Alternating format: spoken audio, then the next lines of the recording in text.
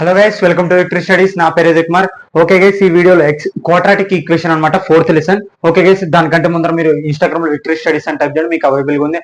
అలాగే మీరు ఖచ్చితంగా సబ్స్క్రైబ్ చేసుకొని మీ ఫ్రెండ్స్ కి కూడా ఖచ్చితంగా షేర్ చేయండి. ఓకే గైస్, ఇంకా పాఠంలోకి వెళ్ళిపోదాం. ఓకే గైస్, ఇక్కడ చూడండి, క్వాడ్రాటిక్ ఈక్వేషన్ ఇది ఇంట్రడక్షన్ క్లాస్ మాత్రమే. తర్వాత ఇంకా ప్రాబ్లమ్స్ లోకి వెళ్ళడం జరుగుతుంది. ఓన్లీ ఇక్కడ క్వాడ్రాటిక్ ఈక్వేషన్ కనుక్కోవడం మాత్రమే మన పని.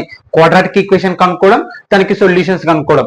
ఇక్కడ చూడండి, మెయిన్ పాయింట్ గా చెప్పినాను, ఒక క్వాడ్రాటిక్ ఈక్వేషన్ కి ఎన్ని సొల్యూషన్స్ కనుక్కోవచ్చు.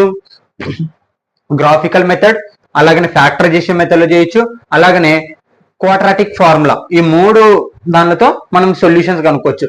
ఫస్ట్ క్వాడ్రాటిక్ ఈక్వేషన్ అంటే ఏందో తెలుసుకుందాం. ఓకే గైస్, ఇక్కడ చూడండి, quadratic polynomial p of x equal to ax square plus bx plus c is called quadratic polynomial. ఇక్కడ చూడండి, క్వాడ్రాటిక్ పాలినామియల్ అంటే చెప్పడం జరిగింది, మనం సెకండ్ లెసన్ లో నేర్చుకున్నాం. పాలినామియల్ అంటే ఏముండాలి? కాన్స్టెంట్ నంబర్ ఉండాలి, అలాగనే వేరియబుల్స్ ఉండాలి, అలాగనే పవర్ ఉండాలి కదా, వాటిని ఏమంటాం? పాలినామియల్ అంటాం కదా. ఇప్పుడు క్వాడ్రాటిక్ పాలినామియల్ అంటే డిగ్రీ 2 ఉండాలి మనకి. ఇప్పుడు అర్థమైంది? ఇక్కడ చూడండి, polynomial A polynomial in X from degree 2. ఇక్కడ చూడండి, డిగ్రీ ఎంత ఉండాలి? 2 ఉండాలి. అంటే పవర్ ఎంత ఉండాలి మనకి? ఇగో పవర్ ఎంత ఉండాలి మనకి? 2 ఉండాలి. అలా ఉందనుకో, ఖచ్చితంగా అది ఏమవుతుంది? క్వాడ్రాటిక్ పాలినామియల్ అవుతుంది. ఓకే, అర్థమైందా? గుర్తుపెట్టుకోండి, పాలినామియల్స్ మనం నేర్చుకున్నాం కదా, కానీ ఇప్పుడు క్వాడ్రాటిక్ పాలినామియల్ అంటే మనకి పవర్ ఎంత ఉండాలి?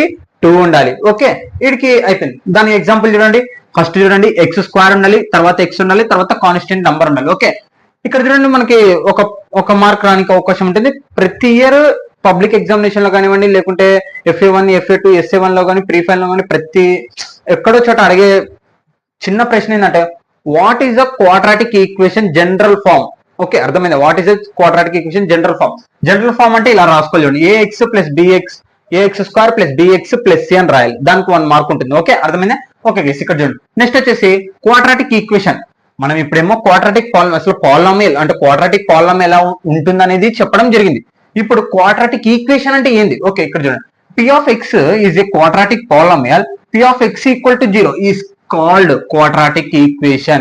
మనకి ఇక్కడ మాత్రం 0 రాయలేదు. ఇక్కడ క్వాడ్రాటిక్ పాలినామియల్ అంటే ఒక క్వాడ్రాటిక్ ఈక్వేషన్ ఎలా, పాలినామియల్ ఎలా ఉంటుందని చెప్పినాను.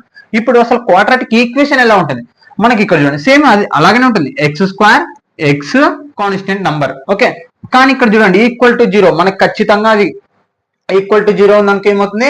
క్వాడ్రాటిక్ ఈక్వేషన్ అవుతుంది. ఓకే గైస్, అర్థమైంది కదా?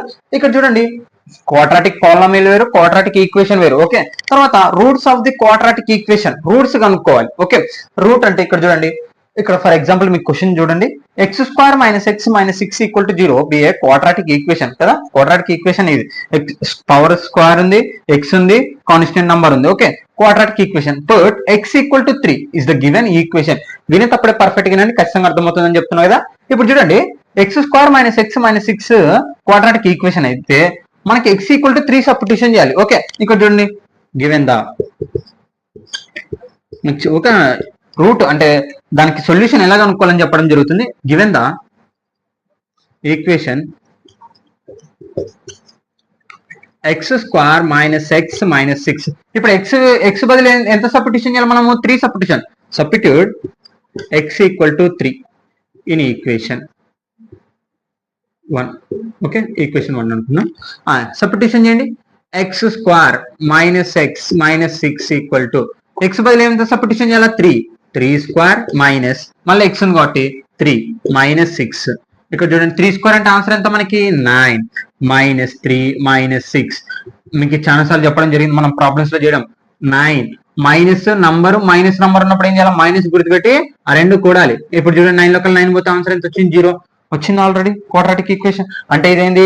క్వాడ్రాటిక్ ఈక్వేషన్ అంటే ఈ ద రూట్ అంటే 3 అనేది ఖచ్చితంగా సబ్స్టిట్యూట్ అంటే 3 అనేది ఖచ్చితంగా ఆన్సర్ సొల్యూషన్ అనమాట ఈ ఈక్వేషన్.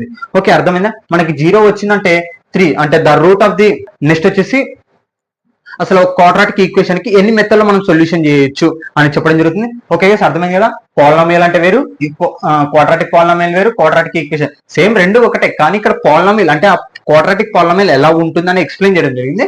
అసలు క్వాడ్రాటిక్ ఈక్వేషన్ జనరల్ ఈక్వేషన్ గుర్తుపెట్టుకోండి. జనరల్ ఈక్వేషన్ అన్నప్పుడు 1 మార్క్ మనకు ఖచ్చితంగా వస్తుంది. ఓకే గైస్, ఇక్కడ చూడండి, మనకి సబ్స్టిట్యూషన్ చేయాలి. సబ్స్టిట్యూషన్ అంటే మనకి ఇచ్చిన వాల్యూని సబ్స్టిట్యూషన్ చేయడం. ఓకే, అలాగనే గైస్ దీంట్లో గుర్తుపెట్టుకోండి మెయిన్ గా 3 మెథడ్స్. ఫస్ట్ ఏంది క్వాడ్రాటిక్ గ్రాఫికల్ మెథడ్. దీంట్లో గ్రాఫికల్ మెథడ్ లేదు, కానీ ఒక క్వాడ్రాటిక్ ఈక్వేషన్ కి ఎన్ని సొల్యూషన్స్ కనుక్కోవచ్చు? Graphical method, quadratic formula, factorization method. ఈ మూడింటితో మనము ఎక్స్ వాల్యూ కనుక్కోవచ్చు. ఇక్కడ చూడండి వేరియబుల్స్ మనకి ఈ ఎక్స్ వాల్యూస్ కనుక్కోవడమే ఈ చాప్టర్ అంతా. మనకి ఈక్వేషన్ కనుక్కోవడం, వాటి ఫ్యాక్టరైజేషన్ మెథడ్ లేకుంటే క్వాడ్రాటిక్ ఫార్ములాలను ఉపయోగించి సొల్యూషన్స్ కనుక్కోవడమే ఇక్కడ మన పని. Okay guys. Okay guys, next వచ్చేసి solution of the quadratic equation by factorization method. Okay guys, మనకు చెప్పడం జరిగింది దాంట్లో ఫ్యాక్టరైజేషన్ మెథడ్ మనం పాలినామియల్స్ లోనే చెప్పడం జరిగింది. ఒకసారి ఆ వీడియోని చూడండి. ఓకే, ప్లేలిస్ట్ లో ఉంటుంది అవైలబుల్ గా. ఫ్యాక్టరైజేషన్ అదే చెప్తున్నా కదా, ఒక క్వాడ్రాటిక్ ఈక్వేషన్ కి ఎన్ని మెథడ్స్ లో సొల్యూషన్ కనుక్కోవచ్చు? గ్రాఫికల్ మెథడ్, ఫ్యాక్టరైజేషన్ మెథడ్, అలాగనే క్వాడ్రాటిక్ ఫార్ములా. ఓకే, గుర్తుపెట్టుకోండి. ఓకే, ఫ్యాక్టరైజేషన్ మెథడ్ అనేది చాలా ఈజీగా ఉంటుంది. ప్రాబ్లం వచ్చినప్పుడు నేను చెప్పడం మళ్ళీ జరుగుతుంది. మీరు కావాలనుకుంటే మీరు ప్లేలిస్ట్ లో పాలినామియల్స్ లో ప్లేలిస్ట్ లో ఉంది, మీరు చూడొచ్చు. ఓకే గైస్, నెక్స్ట్ వచ్చేసి quadratic formula and nature of the roots. ఇక్కడ చూడండి క్వాడ్రాటిక్ ఫార్ములా అనమాట. అంటే మన క్వాడ్రాటిక్ ఈక్వేషన్ కి x equal to -b plus or minus root b square minus 4ac by 2a అంటే ఇది ఫార్ములా అనమాట. అంటే మనకి డైరెక్ట్ ఇక్కడ బి వాల్యూ ఎంత ఉంటుందో, ఏ వాల్యూ ఎంత ఉంటుందో, సి వాల్యూ ఎంత ఉంటుందో మొత్తం మనం చేసి ఫార్ములా సబ్స్టిట్యూషన్ చేసామనుకో మనకి ఎక్స్ వాల్యూ వస్తుంది. ఓకే, దీన్ని మనం అసలు ఈ ఫార్ములా ఎలా వస్తుంది అంటే కంప్లీటింగ్ స్క్వేర్ మెథడ్ ద్వారా వస్తుంది అనమాట. అది ఈ ఇయర్ లేదు, మనకి ప్రీవియస్ ఇయర్ లో ఉందన్నమాట కంప్లీటింగ్ స్క్వేర్ మెథడ్.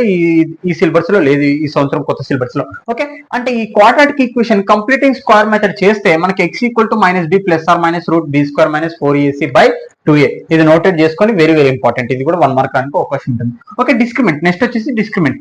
ఇక్కడ b square minus 4ac as the discriminant of the quadratic equation ax square plus bx plus c equal to 0, a not equal to 0.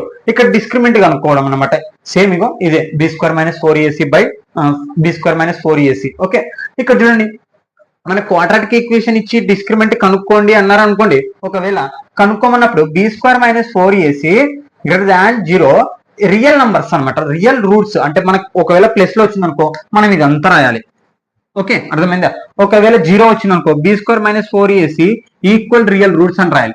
ఒకవేళ మైనస్ లో వచ్చింది అనుకో నో రియల్ రూట్స్. అంటే మన quadratic equation కి డిస్క్రిమెంట్ కనుక్కోమంటే అప్పుడు plus లో వచ్చింది అనుకో నీకు answer b square minus 4ac ఇది మొత్తం రాయాలి. ఓకే, నెక్స్ట్ వచ్చేసి ఈ 0 వచ్చింది అనుకో మనకి b square minus 4ac equal to 0 రాయాలి. ఓకే, నెక్స్ట్ వచ్చేసి మనం లెస్ దాన్ పెట్టలేను, b square minus 4ac less than 0 అంటే నో రియల్ రూట్స్ అనమాట మైనస్ వచ్చినప్పుడు. ఓకే గైస్, అర్థమైంది కదా?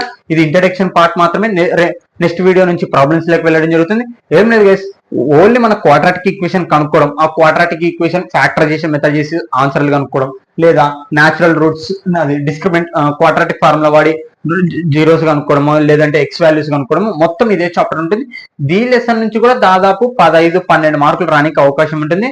దీంట్లో మెయిన్ పాయింట్ క్వాడ్రాటిక్ ఫార్ములా అనేది ప్రాబ్లం ఉంటుంది, అది మోస్ట్ ఇంపార్టెంట్. అలాగే ఫ్యాక్టరైజేషన్ మెథడ్ నేర్చుకుంటే కన్నా మొత్తం క్లియర్ గా వస్తుంది. మీరు ఖచ్చితంగా సబ్స్క్రైబ్ చేసుకొని మీ ఫ్రెండ్స్ కూడా ఖచ్చితంగా షేర్ చేయండి. Okay, thank you all of you. మీరు నోట్స్ అవైలబుల్ కావాలనుకుంటే మీకు ఖచ్చితంగా ఇన్స్టాగ్రామ్ లో అవైలబుల్ ఉంది, చూడొచ్చు guys. Okay, thank you all of you.